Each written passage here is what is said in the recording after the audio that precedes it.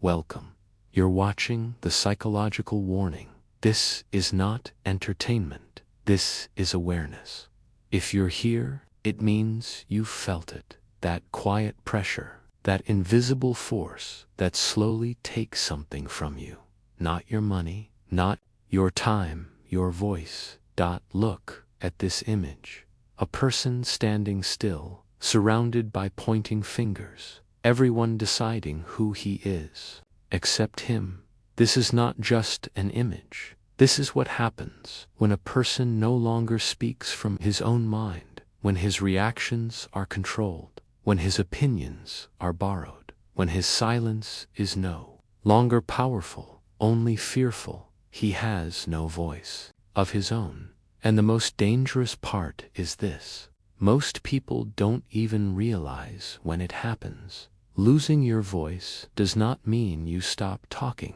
In fact, people who have no real voice often talk the most. They explain too much. They justify too much. They try too hard to be understood. But a strong voice is not volume. A real voice is calm boundaries, quiet confidence, the ability to say nothing and still be respected.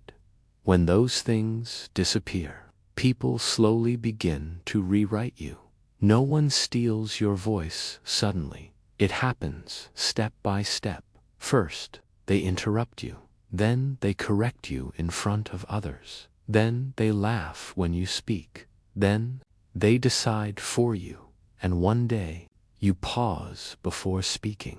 You rehearse sentences in your head. You fear saying the wrong thing.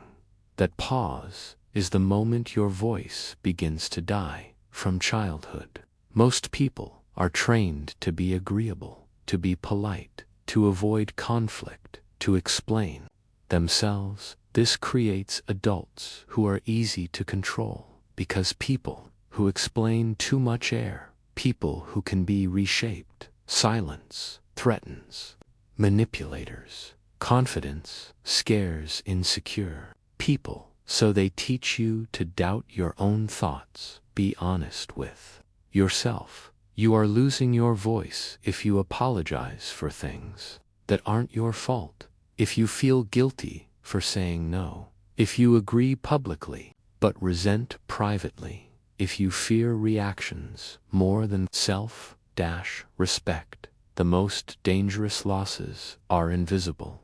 No one warns you when they start. People without a voice are targeted, not because they are weak, but because they don't push back. Predators don't look for strength. They look for silence that begs permission.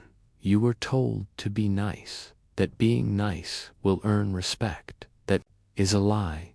Respect comes from consistency, from self-control, from knowing when to walk away. Niceness without boundaries creates obedience, not respect.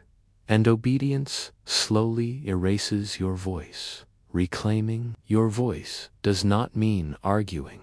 It means fewer words, shorter answers, calm eye contact, no emotional defense. You don't announce strength. You move differently, and people feel it.